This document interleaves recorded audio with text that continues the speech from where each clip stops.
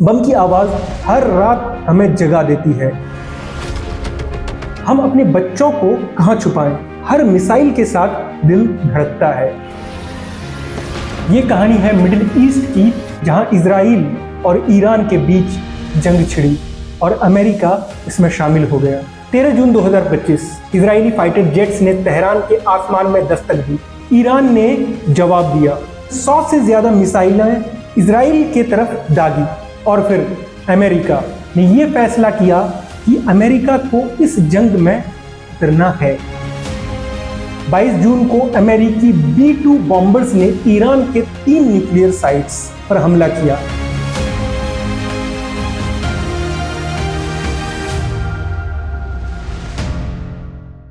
आज हम बात करेंगे एक ऐसे युद्ध की जो 12 दिनों तक चला, लेकिन जिसका असर शायद सदियों तक रहेगा।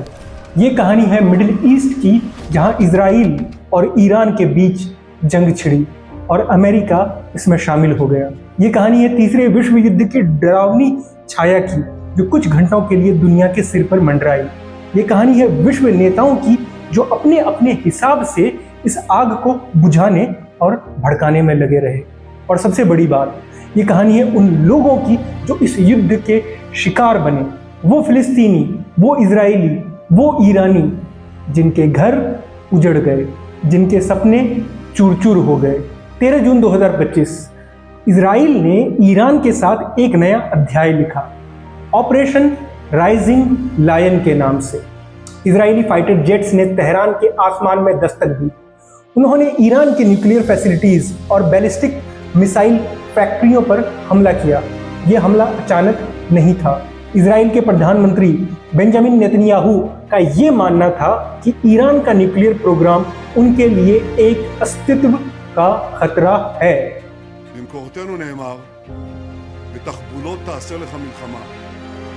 लेकिन सवाल यह है, क्या यह हमला ईरान के न्यूक्लियर महत्वाकांक्षाओं को रोकने के लिए था या कुछ और? ईरान ने जवाब दिया। ऑपरेशन ट्रू प्रॉमिस के तहत ईरान ने 100 से ज्यादा मिसाइलें इजराइल के तरफ दागी। ये मिसाइलें तेल अवीव के करीब गिरी, एक बड़े हॉस्पिटल को निशाना बनाया, जहां 240 लोग जख्मी हुए। ईरान के supreme leader Ayatollah Ali Khamenei, जो एक बंकर में छुपे हुए थे, ने कहा, हम किसी के हमले को सहन नहीं करेंगे। लेकिन उन्होंने ये भी कहा कि वो अमेरिका के साथ सार्वजनिक युद्ध नहीं चाहते। और फिर अमेरिकी राष्ट्रपति डोनाल्ड ट्रंप ने यह फैसला किया कि अमेरिका को इस जंग में उतरना है। 22 जून को अमेरिकी B-2 बॉम्बर्स ने ईरान के 3 न्यूक्लियर साइट्स पर हमला किया। ये हमले इतने शक्तिशाली थे कि दुनिया के कान खड़े हो गए। The US military carried out massive precision strikes on the 3 key nuclear facilities in the Iranian regime, Fordo, Natanz and Esfahan. Trump ने ट्रुथ सोशल पर लिखा, हमने ईरान के न्यूक्लियर प्रोग्राम को तहस नहस कर दिया।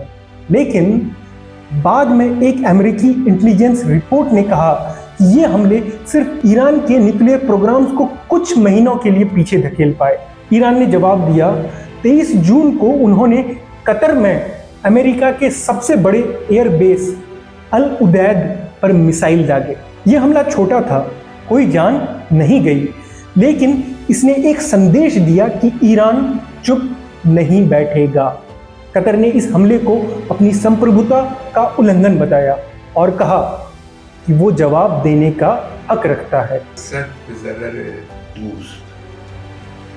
اونچه که او در این زمینه ضربه خواهد خورد به مراتب بیشتر است از اونچه که ایران ممکنه ضربه بخوره। और फिर एक अजीब मोड़ आया।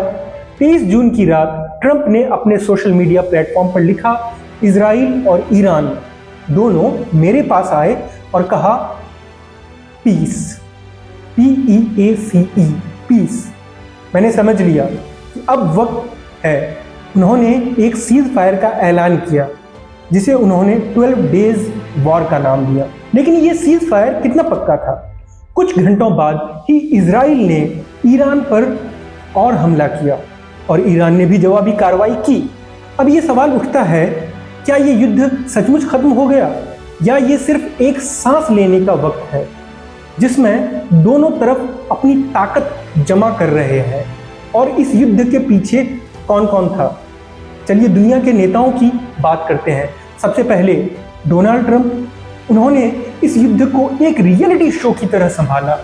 एक तरफ उन्होंने ईरान के न्यूक्लियर साइट्स पर हमला किया और दूसरी तरफ उन्होंने सीज फायर के लिए नोबेल पीस प्राइज की उम्मीद जताई। उनका यह कहना था इजराइल और ईरान दोनों उनके पास आए और शांति चाहते थे। लेकिन क्या यह सच है या ये एक पॉलिटिकल स्टंट था जिससे ट्रंप अपनी इमेज को चमका सके? बेंजामिन नेतन्याहू, इजराइल के प्रधानमंत्री, के लिए यह युद्ध एक मौका था। ईरान के खिलाफ उनकी लंबी लड़ाई सबको पता है, लेकिन सवाल यह है, क्या उन्होंने अमेरिका को इस युद्ध में खींच लिया? वॉल स्ट्रीट जर्नल के मुताबिक अमेरिका ने इजराइल को मिसाइल्स और इंटेलिजेंस दिया था। ये एक यूएस इजरायली जॉइंट ऑपरेशन था। ईरान के supreme leader Ayatollah Ali Khamenei एक बंकर में थे, लेकिन उनकी आवाज़ गूंज रही थी। उन्होंने अमेरिका को इररिपेरेबल डैमेज की धमकी दी, लेकिन साथ ही ये भी कहा कि वो बड़ा युद्ध नहीं चाहते। ईरान के राष्ट्रपति मसूद पेज़ेश्कियान ने सऊदी क्राउन प्रिंस मोहम्मद बिन सलमान से बात की और कहा कि तेहरान अमेरिका के साथ बातचीत के लिए तैयार है। अब बात भारत की। प्रधानमंत्री नरेंद्र मोदी ने ईरानी राष्ट्रपति मसूद पेज़ेश्कियान से बात की और डी एस्केलेशन की मांग की, लेकिन भारत के अंदर एक अलग ही तस्वीर थी। योर एक्सेलेंसी, प्रधानमंत्री जी, दोनों देशों के डेलीगेट्स। ईरानी दूतावास ने भारत के लोगों का शुक्रिया अदा किया। उन्होंने सोशल मीडिया पर ईरान के साथ सॉलिडेरिटी दिखाई। कांग्रेस के नेता सोनिया गांधी ने भी ईरान के साथ खड़े होने की बात की। लेकिन क्या ये भारत की फॉरेन पॉलिसी के लिए एक नई दिशा थी या सिर्फ डोमेस्टिक पॉलिटिक्स का खेल? रूस और चीन भी इस खेल में थे। व्लादिमीर पुतिन ने यूएस और इजराइल के हमलों की निंदा की, लेकिन उन्होंने ईरान के लिए कोई डायरेक्ट मिलिट्री सपोर्ट नहीं दिया। चीन ने भी सीज फायर की मांग की, लेकिन वो ईरान से तेल के लिए निर्भर है, इसलिए उनका स्टैंड थोड़ा डिप्लोमेटिक था। लेकिन ये युद्ध सिर्फ नेताओं का नहीं था, ये युद्ध उन लोगों का भी था जो इसके चक्कर में पिस गए। फिलिस्तीन के लोग जो पहले ही इजराइल के साथ एक लंबी लड़ाई लड़ रहे हैं, इस युद्ध में और पिछड़ गए। इजरायली हॉस्टेज फैमिलीज जो अपने अपनों के वापस आने का इंतज़ार कर रहे थे, उनकी आवाज़ दब गई।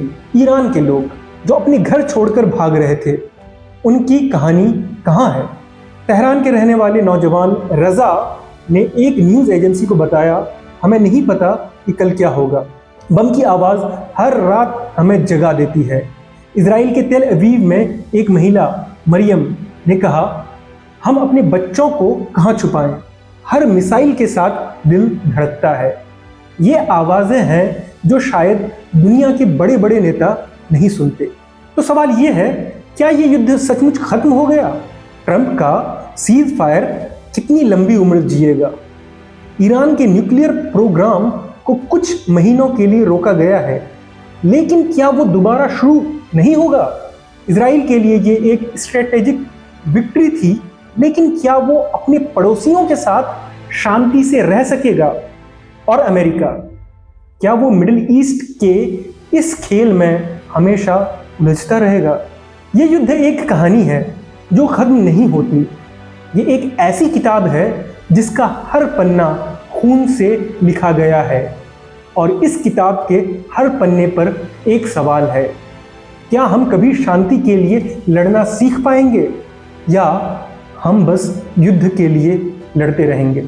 आज के लिए इतना ही। मैं रफ़ी अहमद विदा लेता हूँ आपसे। मिलेंगे अगले एपिसोड में।